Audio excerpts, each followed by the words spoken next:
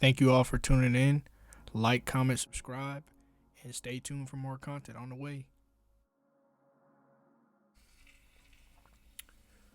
Welcome back. Actually, not back. This is my first video of me breaking down movies. Not really a breakdown, though. I just want to share what I took from this movie, which is the new Spider-Man movie. With Miles Morales. And first off, I just want to say, wow, that was a good fucking movie. I'm high as shit right now, so those claps was like weak as hell. But anyways, I get at a 10 out of 10 because the action was amazing, the storyline was amazing, the voice actors. I can't name all the actors. Like, I didn't really. We all know who are the actors, the voice actors. But I give them a 10 out of 10. The animation was crazy. A lot of different styles, a lot of different colors. And it just kept you locked in. Like, it was just an experience. It was a good experience. And I really, really fuck with that movie. That's probably my favorite Spider-Man or superhero movie in general. That's my favorite one. Off tops. Seeing it one time, that's my favorite. Like, that beats out Black Panther, that beats out Infinity War, that beats out the original Spider-Man movies. Is like, Miles Morales, you are the one. And the reason why I say that Miles Morales, you are the one, is because he is basically so unique in the Spiderverse that his decisions can literally make or break the entire web of existence, from universe to universe, from reality to reality, from anything. Like, his decisions and his actions are so fucking powerful that he has the responsibility of all Spider-Men, of all universes and Spider-Verses, whatever you want to call it. And I think that's so fucking dope because that makes him, you know, the saying, with great power comes great responsibility. That's like the Spider-Man quote of all Spider-Mans. So when it comes to Miles, he has to learn it in a whole different fucking way, in a whole different level of what Peter Parker did.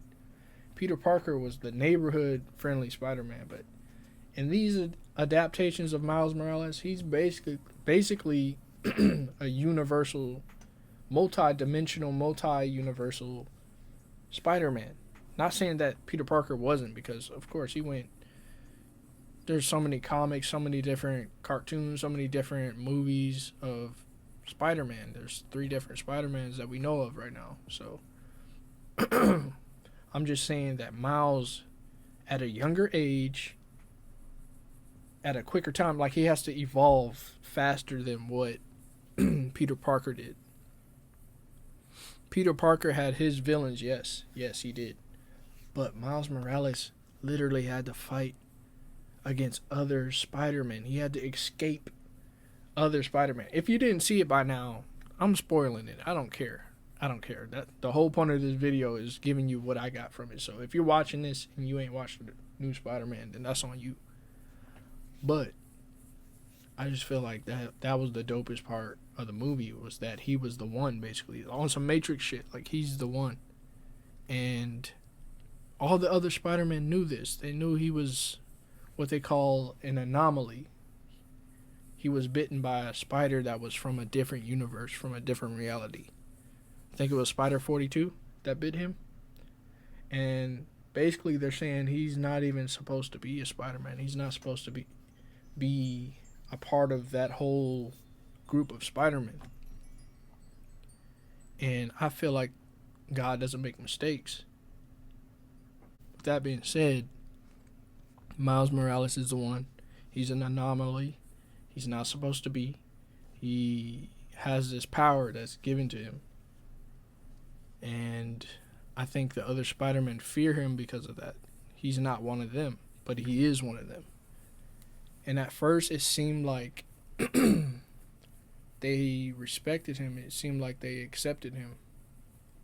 But as the plot thickened, like as it got towards the good stuff in the movie, they tried to stop him from his free will. He has free will. That's the whole point of the issue with him and the other Spider-Man. Especially what was his name? Miguel, which is another Spider-Man. From I forgot what planet he's from. Or not planet, but universe. Or Earth, they call it. It's different numbers, which is dope too. That's all about the Matrix, the numbers, you know? So,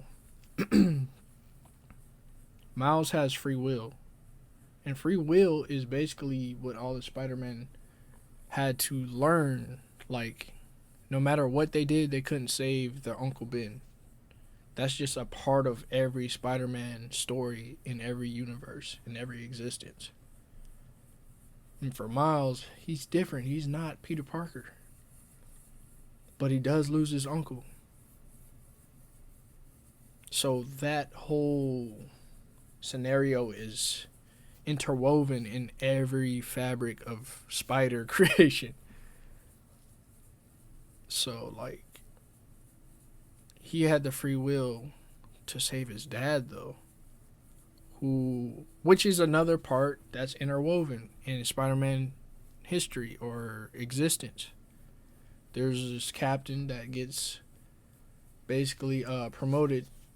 A cop gets promoted to captain, and I believe he dies in every story. But this story, Miles' dad is the cop that's getting promoted to captain. So he's like, no, I can't sit here just let my dad die. That's not what I'm choosing. I got free will to choose what to do with my powers, and my powers is to protect the ones I love and the people in my city. And I think that's honorable. And you would think every other Spider-Man would think that's honorable too, because that's what they stand for. But no. They fear that if Miles stops this from happening, it's going to cause a break in the spiderweb that connects all Spider-Men together. That connects all universes and realities together. That's how powerful Miles is. Like, they kept calling him an anomaly. He's basically a glitch in the Matrix. He wasn't supposed to be. But I really don't think they're seeing it from a correct standpoint. They're seeing it from their egos. They're like, oh, if this kid messes up this storyline that we all go through, that we all been through, we're all gonna get wiped out of existence.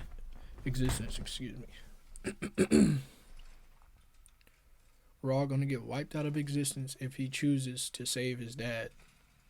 And that's saying a lot. Like, if you had powers to save your loved ones, you're gonna save them no matter what. And Miles has the type of spirit that he believes that he can change things. He believes that he can alter what's destined for him. And I believe he does too, because that's what free will is. You have the right to choose what your life is going to be. From his standpoint, he's basically tapping into his God powers and saying, no, I'm not going to allow this to happen. I'm not going to allow this to happen. Which he already stopped one timeline. I'm not going to get too deep into that one. But he already stopped one timeline from happening. He already saved somebody in a different universe that was supposed to die. So he kind of already broke the code in somebody else's universe. So now he's shifting things. Everywhere he goes, he's shifting things. But they don't realize that the main villain in the movie is themselves. is Spider-Man. Spider-Man is the main villain in this movie. It's not the Spot. The Spot is actually playing as a Link. He's basically so tapped into the Spiderverse, the universe, whatever you want to call it. He's tapped into the God mind that he sees Miles saving his dad before it happens. But he seems sinister, but I don't think the Spot is really sinister. I think he's so tapped in that he doesn't realize that he's actually going to prove Miles right, and he's going to prove all the Spider-Man wrong. And he's going to prove his own ego wrong. Because before the Spot really tapped in, he wanted to basically humble Miles for turning him into the Spot, which was an accident. That's what the ego does. The ego doesn't always see the bigger picture. But when the Spot fell into himself, fell into his own voids, and really tapped into that God mind, the way the Spot talked went from like nerdy and nervous and clumsy to all-knowing. Because like, I'm sorry, I'm listening to like some relaxation music right now. So cringy. The Spot fell into himself, fell into his own voids, which is another topic I want to talk about. Voids. Like, that's what the Spot is. He's bringing up everybody's voids. Well, really, Miles. That's who he's really targeting in this movie. But the Spot is so powerful that every single Spider-Man in every universe groups together to try to stop this from happening. Tries to stop the Void from reaching an atom smasher, a particle, whatever you call it. Basically like the CERN machine that we all probably know about, which is smashing or doing something to the God particle, which basically governs the whole existence of this universe. So the Spot is tapping into the God particle, which is a void. It's a black hole. And the only way to face that void is to go within yourself. Is to face your own darkness. You see, the Spot is like a white silhouette being with dark spots on his body that turn into portals. But when he falls into his own portal, he goes into his own little heaven-like state. He goes into his God mind. And like I said, his whole speech switched up. He became more confident in his speech. And you know how they depict gods to speak like all-knowing, like calm demeanor? His voice shifted to that. And I think that's very intentional. Like, you gotta watch movies and notice the switch up. It's just everything is coded. So once you realize that when you watch movies or anything in your life, dreams, whatever, when you realize the codes and how the language is spoken, you'll be like, yo, everything is subliminal. Everything is subliminal. Everything is speaking to your inner mind. And your inner mind has its voids too. That's why people get triggered. That's why they get triggered from their traumas. They get triggered from certain smells, anything. Anything can trigger you. Especially if you haven't healed that void or that trauma, I should say. If you haven't entered your own voids, you're going to get triggered by something over and over again until you face yourself. And that's what this whole movie's about. Because the main Spider-Man who was trying to stop Miles, he had the biggest voids. Besides Miles had some big voids to fill, which is the whole plot of the movie, is him falling into voids and, facing himself. But they do it so, like, diverse and just whoever wrote this movie, like the plot or whatever, that great fucking job, because I don't think people realize it takes like genius levels to write movies like this. And I feel like that's why movies like sci-fi movies have their success, is because of the writing.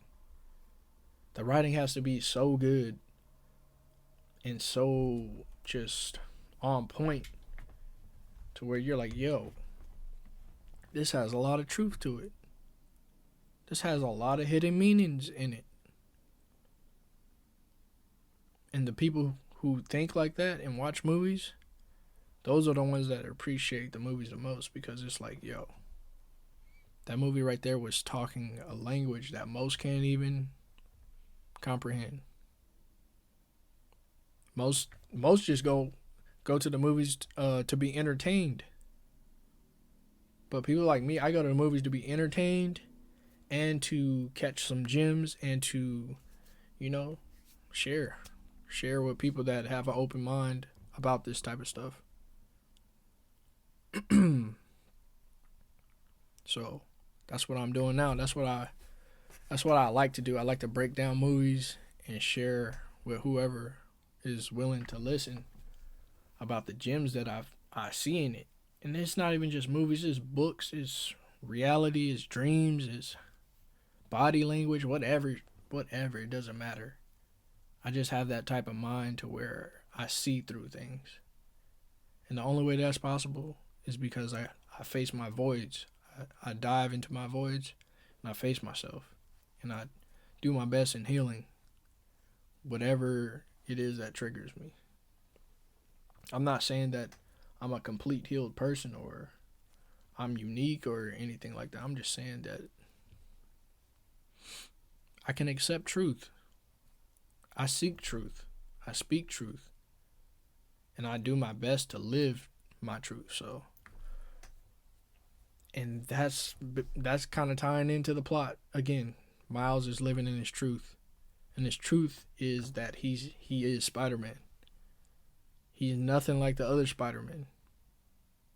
But he shares that power. He shares that responsibility. And there's no way that he can just sit back and watch his dad die, knowing that he just lost his uncle.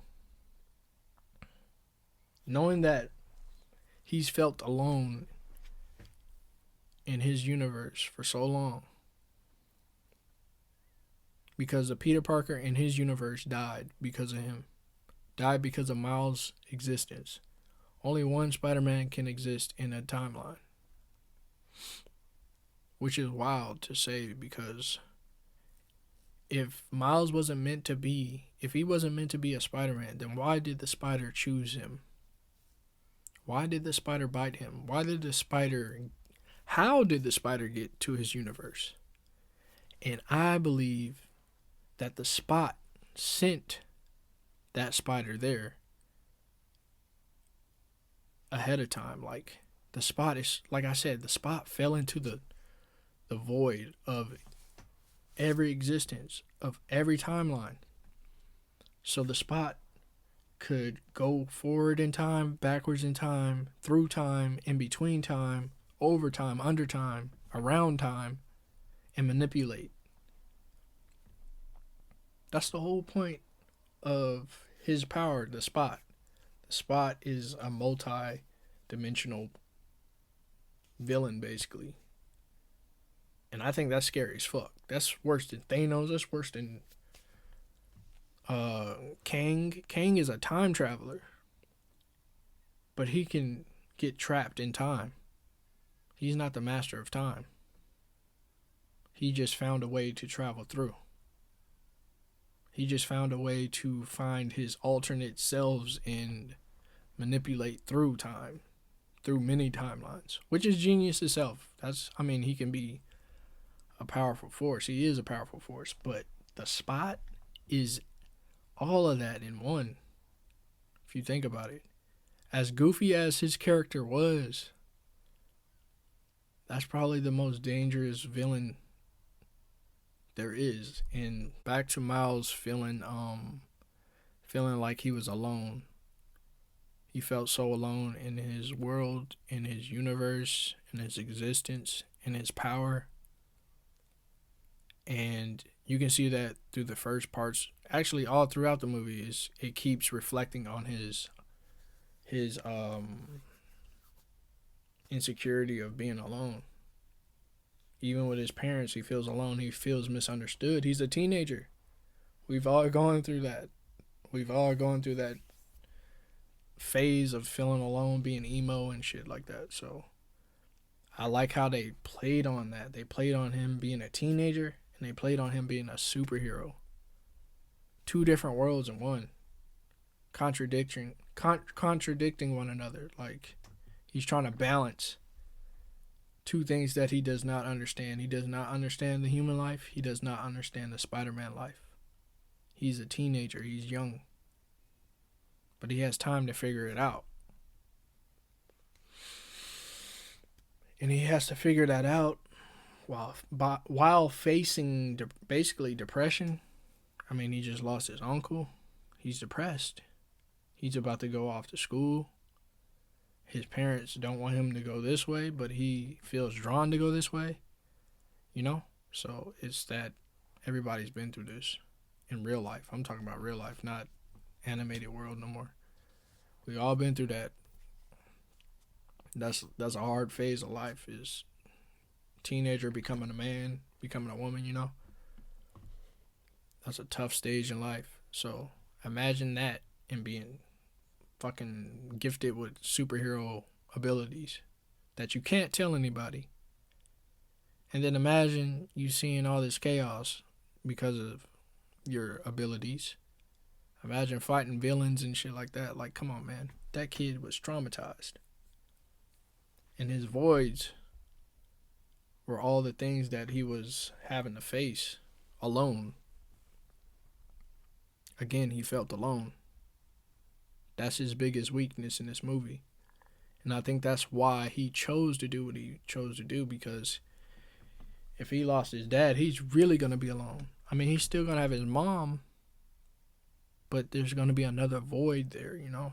That's a big void to lose a parent. That's a huge void to lose a parent. And to see how your parent was going to die, and to see and to know that he's still alive and you have time to shift things around and save him possibly, of course you're going to choose that. If you chose to stay and let that shit happen, you're a coward. And I don't think all the Spider-Men would agree to allowing that to happen. I don't think they all allowed it to happen. It just happened. It's different for them because they're not Miles, and Miles is not Peter Parker. Peter Parker went through it without knowing it was going to happen. Miles knew it was going to happen and chose to not go through it. There's a difference. He's an anomaly. This shit is dope. Like, that's what happens when you're the chosen one. Like, you're chosen. There's no fucking manual to look to see how to do things when you're the chosen one. When you choose yourself. There's no manual to how to do it. The only thing you can do is just do it. Go through it. Face it. Face yourself. And then overcome yourself. And the whole facing yourself thing was reflected in the end when Miles traveled back home after fighting through all the Spider-Man trying to stop him. Basically on some Mission Impossible type shit. And he gets sent home through a portal and realizes when it's too late, when he's back home talking to his mom, he's realizing, hold up, something's out of place, something's not right here. Why? Then his uncle walks through. His uncle, who is supposed to be dead, walks through the door and he's like, yo. Hey, yo. He's stunned. He's shook. But he has no option but to play along. He has no option but to go along. Like, that's creating even more voids and traumas for him. Like, you will be traumatized if you went through that. Come on, bro. You will be shook. You will have an anxiety attack, all types of shit. Think about it. Like, that's crazy as fuck. This is a teenager going through this type of shit. But anyways, his uncle takes him to a garage. He gets snuck out of nowhere, laid out cold, wakes up, and then there's the Prowler. But it's not his uncle this time. The Prowler takes off his mask. It's Miles. It's a different version of Miles. Remember, Miles is the only Spider-Man in his existence. There's only one Miles Morales that's Spider-Man. Every other Miles is different. This Miles he ran into is the Prowler, which is his arch nemesis. Like, that's his main enemy. What's that telling you? Like, he's face to face with himself. A different version of himself, but it's still himself. And this version is his arch enemy. Is his main enemy. His reflection. This movie is all about reflection. It's all about mirrors. It's all about voids. It's all about facing yourself. And I think that's the most sci-fi shit you can ever think of. As simple as that sounds, that's the most sci-fi shit. Science fiction, like nerdy shit, but also deep, poetic shit, like real shit.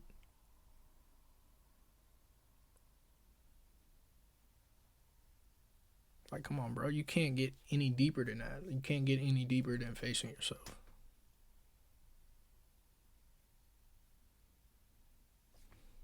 The end is like a portal into the next movie, which is bound to come out next year. And man, I'm just like, bro, can I be a part of this team? Can I get a writing credit? Because I can come up with some dope shit. I'm pretty sure it's already written, though. Which is a topic that goes into this whole video. It's already written. But that doesn't mean that there can be correction.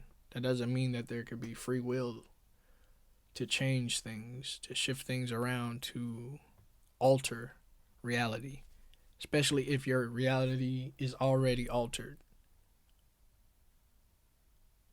Think about it. Miles Morales, like I said earlier, he's not meant to be Spider-Man. That's what the other Spider-Men think. He's an anomaly. A glitch in the fucking Matrix. A glitch in every Matrix. He is so rare that all those Spider-Men with all their different abilities and powers and, you know, gadgets or whatever the fuck they were. There were so many different Spider-Men. There was even a Spider-Horse, Spider-Cat, Spider-Baby. Like, come on. They all couldn't stop him. They all couldn't catch up to him. They all couldn't outthink him.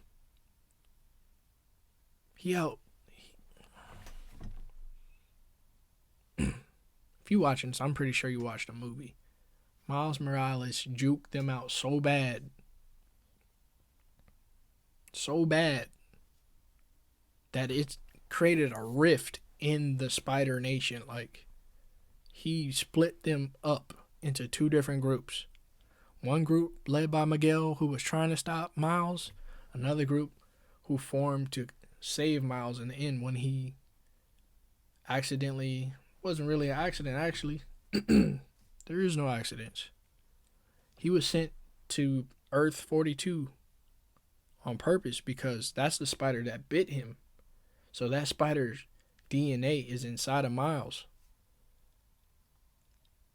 So the machine that sent him back read his blood. Was like, oh, okay, Earth 42, sending you back. Pack your bags, go home.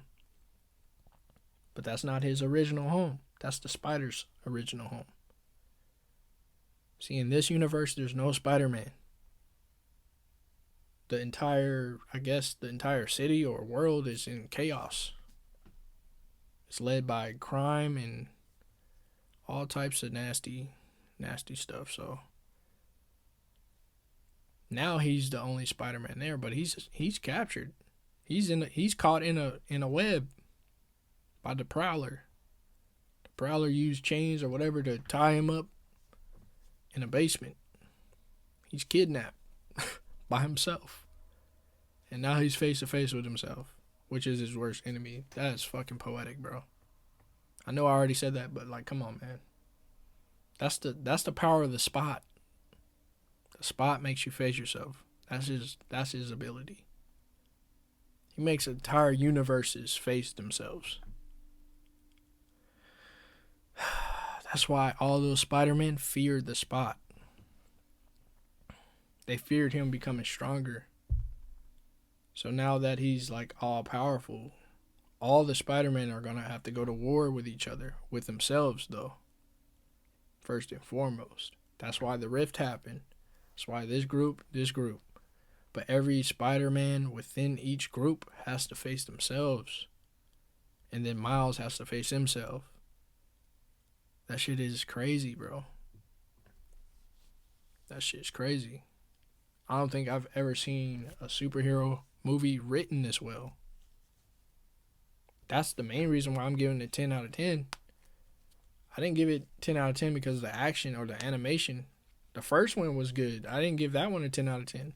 I gave that like a 8.5 or a 9 out of 10. That was amazing too. But this one right here, man, oh my goodness.